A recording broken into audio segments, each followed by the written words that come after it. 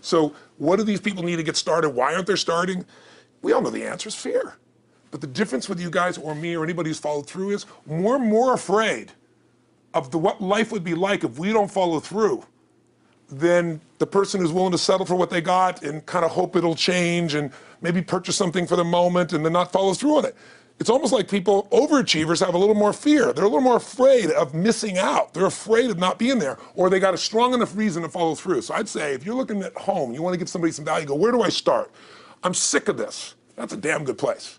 That's probably why they bought the product in the first place, but now they're not. To escape from that for just a minute. What's that? They bought the product to escape from that state. Just for a moment. Yeah. So, because well, guess what? What makes people excited is progress.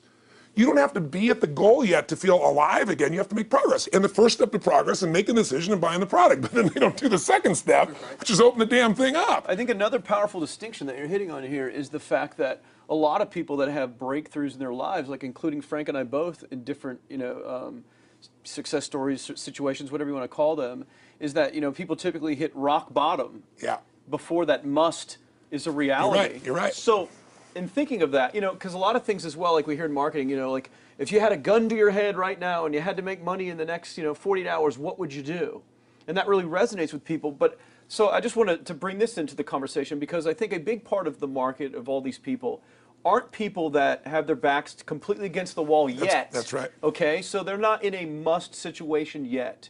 They're in a desire situation where they're okay in their lives. They do have big dreams and ambitions. They do want greater things, but it's not pushing them yet to the point where they will do what it takes to master have the something. must. So what do you think? How do people go from not having their backs against the wall when they have no choice to say, I'm totally sick of this, to conditioning their minds to go from their situation where they are, which may be okay, to getting something greater? Well, think about this. What pisses you off and what excites you is all relative. $300 a week, no, $2,500 excites him more, that memory to this day, than even the $1 million, he did in his first 24-hour version, right? Or you breaking the 4 minute mile, $1 million. That must have been out of your mind. Tell me about that for a second. What did that feel like? You make $1 million in 24 hours. Nobody in history of the internet's done it. Euphoria. It was unbelievable. What was your? It wasn't even about the money. That's exactly right. That's exactly right. It wasn't really about the money. No, it wasn't. I wasn't thinking like, oh, that's how many cars I can buy. No. It just wasn't. It was just breaking through like another barrier of progress. So at that point, it wasn't about your back to your wall. At that point, what it was really about... It was a further point for my fear, is what it really was. Further point for your fear, and for some people, and I think in some cases, it's also a recognition of who I am and what I'm capable of. So for somebody whose life is already great, this is about, what if I could take on another skill that could create more freedom for my life? And just saying, I'm not having to go out and try and do it all perfectly right now. What I'm going to do for the next 8 weeks, I'm going to create a little ritual. I'm going to do one thing a day to condition my mind, right? So that I get strong, so I follow through. I'm going to read something. I'm going to listen to something. I'm going to immerse myself. I'm going to go for an intense jog, or I'm going to go lift weights, but I'm going to do it consciously to get in a state where I'm going to follow through. That's number one, because people follow through when they're in state. Second, I'm going to get clear about why this is a must for me. It's not because my back's against the wall, but because I want to master an area of life that could create some freedom. I'm not going to master it overnight, but I got the system, I got the plan. I'm going to do one thing a day. I'm going to work on one subject a week. This week's going to be about figuring out what the right product or industry is. Next week's going to be basics of building traffic. And each week I'm going to make a little progress, and I'm going to get to a goal, whatever that is. I'm going to make $1,000, my $300 in a week. I'm going to get to my $2,500. That first $2,500 is the most excited. Unbelievable. The first $300. I remember it's the most life-changing too. It is the most life-changing. I remember I was supposed to be a truck driver, making $24,000 a year because I'd be making the most anybody in my family had ever made. How'd that work out for you? Yeah, real well. Thank God I'm not driving a truck, right? I think you could pull the truck. I figured out I could pull it with my finger, man. I could do it with my teeth. I could pull it with my teeth, right? 36 grand a year was the goal. If I could make 3 grand in a month. When I did that, it was out of my mind. And then it was like, could I make 10 grand a month? Then it was 10 grand in a day, then 100 grand a day. Then could I make $1 million in a day? I had a day where I made $400 million in a day. The stock value of the company I took public, my personal stock. But it was probably after I did it, though, so it doesn't really count. I'm just joking. You're right. People don't remember who's first, Tony. 400 million, $1 million. Who cares? Who cares? No, I'm not saying that's amazing, though. I'm not saying to brag. It's because they told me when I was on stage, I had this audience of about 15,000 people at the Continental Center. It was during a stretch break. I was doing what I loved, rocking the house. Everybody's going crazy. And they go, the stock's worth $400 million right now. I was like, wow, that's cool. It's like, Okay, no one sounds stupid. It's like, what's next? And I went right back to what I loved. Once you break through, then it just becomes a game. The people that are getting your products have not yet broken through in most cases. The breakthrough happens by conditioning your mind every day, by feeding it a role model or story. It's putting yourself in a peak state where you follow through by getting physically strong. It's creating a little ritual of doing a little bit each day, and then you get momentum. But the most important thing of all is what we started out with. Why? Absolutely. Why is it a must for you? It doesn't have to be you're against the wall, but it has to be something you're hungry for, because the only difference in people is hunger. And if you're not hungry, get around people that are hungry and something will hit you. You watch a conversation, you get around people that are doing better, and all of a sudden you start going, my life sucks. I remember I went to a guy in LA. He's one of the most multi-billionaire guy, I'll never forget. And I lived in the Del Mar Castle, and I was really proud. That was like the symbol of me having taken myself from being poor to providing for my family this great place. It's built from castles in Europe overlooking the ocean, not far from you. And I went to this guy's house. He's a billionaire. He took me down to his wine cellar. I don't even drink wine. Went through this whole thing. At the end of the night, I was depressed. I lived in the Del Mar tenement, as far as I was concerned. I really was. I was like, I live in a crappy place, and all my standards changed. All of a sudden, I wasn't willing to settle for living that. All of a sudden, my back was to the wall in a different way, because as a man, I knew I was capable of more. So people can change their standard by getting around where it's better. People can change their standard by getting associated with what's true, like the bills they got to solve, the problems they got to do it. Or they can do it because they're excited, because it's something new they want to take on. Everyone's different, but they got to find the why, and they got to come up with some daily rituals to get them going, and just do a step at a time. That's where you get momentum. Awesome. That is awesome. So, think about what's the holy grail between somebody taking action or not. It's one word: certainty. When somebody is absolutely certain, the common word is believe, right? But you can believe at a general level, or you can believe with certain. When you're absolutely certain that if I do this, it's going to get that result, and that result's going to change my life, you'll do it. When you think it absolutely is not going to work, you're never going to do it. The middle no man's land of maybe it'll work, maybe it won't, that's the piece that kills people, right? So if it's a must for you, you got to make it work, right? In our case, right? That's an example. If it's not a must for you and you're not sure, you don't know what to do. So years ago, I'd look around and say, okay, how do people get themselves to follow through that haven't been following through? What's the difference? And I started interviewing hundreds of people, literally, and eventually thousands, because I had thousands of my events. So I'd ask the group to give me their feedback. And I came up with this model. It's like the holy grail of belief, or the holy grail of momentum. It's like the difference between what makes the rich get richer and the poor get poorer, right? And the difference we all know is mindset, but like, how's that built? So this is what I did. I created stupid little 4 little boxes, and I'll scribble it here for you. You think about the first thing that determines whether you can do something or not, and I put that in this first box at the top here on the left side, and it's potential. Like, what's the potential of a human being? Like, when you guys started, you proved something no one had done in history. You ran the 4-minute mile, right? For golly knows how many centuries, they're trying to run a 4-minute mile. Roger Bannister does it. How did he do it? Do you remember? You did it in this industry, right? You made $1 million in a day. No one had ever done that in history, right? After you did it, a bunch of other guys are doing it because it became possible. Roger Bannister didn't just go physically practice. He made a shift in his head. He practiced in his head because he could never achieve it physically, so he had to change in his head first so that the result became certain enough he believed it, and then his body got him through. After Roger Bannister ran that 4-minute mile, within 2 years, 37 people ran a 4-minute mile. Wow. When no one in history had ever done it. Now here's how it works. The potential for anybody getting your product is extraordinary. They can do what you've done as much, more or less. They can do whatever they want to do. The potential's there. The market's proven that. Whether or not they tap into that potential has a lot to do with what action they take, which is the question you came to me with, right? Like, God, they all have potential, but they're not taking action. And we all know that the action they take is going to determine the results they get. That's pretty obvious.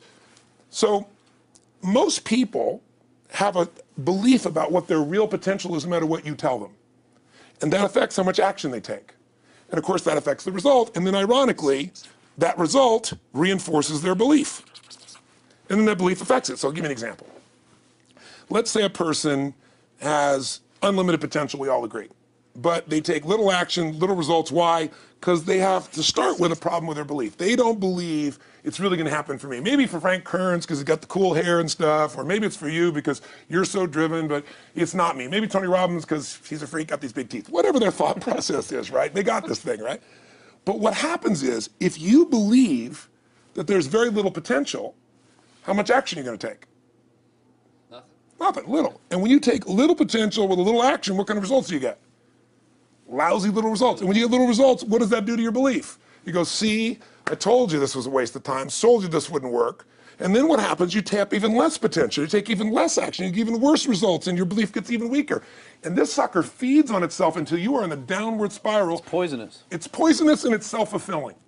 Now, what if something could happen that could come along and fill you with a sense of absolute certainty? Not like I believe, but mean where you know. In you guys' case, mine as well, we knew because we had to. Because we burned the boats. There was no other option. We had to find a way. We weren't going to live that way. We all did it in different ways and for different reasons, but in essence, that was it. If you get yourself in a state of certainty that this is going to work, I'm going to find the way, and if this doesn't work, I will make the way, then you tap a lot more potential. And when you're certain in your potential, you take massive action. When you take massive action, you really believe in something, you get great results. When you get great results, your brain goes, see, I told you I was a stud. I told you this thing would work out. Now you're even stronger. You tap more potential, take greater action, greater results. That's how you went from $300 in a week to $2,500 in 5 days to $100,000 in a month to $1 million in a day. Same thing with you. And we get momentum. That's why the rich get richer and the poor get poorer. Now some people go out and they go, well, I'm going to take a bunch of action. All right, I'm going to open this product. I'm going to try it. And they'll say to you, I even did it. But it's like a salesman who goes and knocks on the door and he knocks on 100 doors and says, You don't want one of these, do you? yeah, exactly right. You know? And even if he doesn't say it verbally, his face says it because he doesn't believe it's going to work. So his voice, his body, the execution is so weak. Maybe if he talks to 100 people, somebody's going to buy out of pity. They don't want his kids to starve, right? But he's not going to get the result. So the core difference in people is how do you produce certainty when the world isn't giving it to you? You go out and you try, in your case, you're 100,000 in debt, nothing's working. How do you keep yourself going? The way you did it, the way I did it, the way you're doing it, we may not have done it consciously, is we didn't change our potential, that was there. And it wasn't even taking more action. Taking more action with a belief it's not going to work, it's not going to change anything. We got results in our head that made us feel certain as if it had already happened. True or false for you? True. Right? So give me an example so people know I'm not just making this crap up. Well, I mean, just like when I had nothing, I already knew I was driving like Ferraris and Porsches and stuff because I always wanted those cars. I already knew I was going to have them. It was inevitable. Right. I inevitably, that was just my inevitable outcome. But how did you do that? Did you have a ritual? Did you think about it regularly? Was it one time you thought about it, or was it something you had an obsession towards? I had an obsession towards it. I mean, I used to work at a video store, which is the last job I ever had in my life. Thank God. And I used to go to work almost every day, and I used to bring 2 magazines with me to read on my breaks. Entrepreneur magazine, just to read about business and everything else, to read about what other people are doing, look for role models. And I used to carry an auto trader with me. And I used to look at Porsches that were for sale. Yeah. And people always used to ask me, what are you doing with that Auto Trader magazine? I'm like, well, I'm just picking out the Porsche that I'm going to buy. Right. Which probably got you a lot of crap. I did. People made fun of me. Sure. I actually had a boss at that job tell me, you really shouldn't do that to yourself, John, because it's very, very likely that is never going to happen. That it's very likely that you're never going to have that car. Yeah. That's the kind of belief he was trying to put in my head.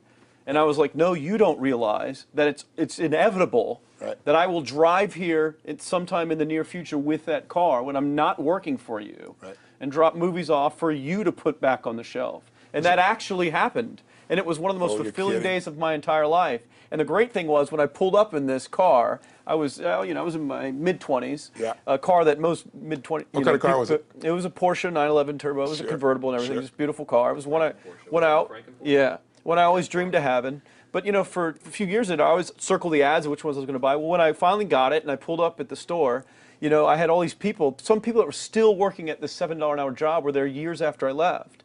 And I'll never forget this, even the boss and stuff, and the reaction of the people was like, wow, that is awesome. Yeah. Is that your dad's car? And all I said to them was, not exactly.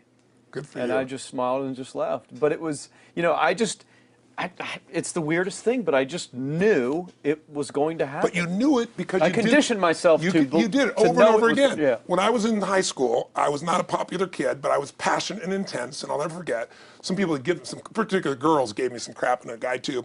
And I wrote in their journals or their annual yearbook at the end, I wrote, someday, I said, you treated me like hell. Someday I'll be rich and famous, and you'll be an effing truck driver.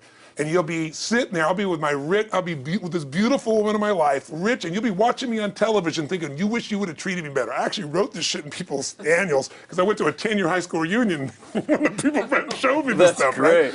But it's like, I burned the bridges, baby. I was like, this is how it's gonna be. So I'll give you a perfect example of this. You know, they did studies, many have been done at this element, where they want to say, how much does the mind affect performance? So take basketball. I've worked with a lot of NBA players and turned them around, and one of the problems many of them have is they'll choke on the free throw line. You know, well, everybody knows in that case, if you normally shoot really well and now you're not, something's interfering, something's getting in front of your state, some uncertainty, right? Obviously. So they take a group and say, we're gonna make them better. How do you make somebody better who's got this mental block? So they take a group of guys and they're gonna do free throws, and they do one group where they just practice for 6 weeks. Totally intense practice, and I forget the number of free throws, but they gotta do this many free throws every day. Take a second group and they have them not practice at all. Obvious. And they take a third group and they don't let them touch a basketball. All they do is have them practice in their mind, but the key is, it's not practice makes perfect, it's perfect practice makes perfect, as corny as that sounds. So these guys see themselves making the shot every single time, conditioning their mind and body that it's perfect every time. They're not interrupted by a reality that would screw with them. So at the end of 6 weeks, they tally it up, and now they give them a test to see who has the highest free throw percentage, success. What do you guess it's going to be? Well, the obvious person says, obviously, it's not the guys that didn't practice, but which one is it? The mind, or is it the ones that actually practice? I'm assuming the mind. Yeah, you would assume it because it's true. Right. You intuitively know the truth, that practicing's not enough. It's getting yourself so certain so many times that now when you go to do it, there's no hesitancy and you execute. It's having that absolute certainty that makes you tap your full potential, take massive action, get massive results, be reinforced having stronger belief. This is what makes somebody a star at anything.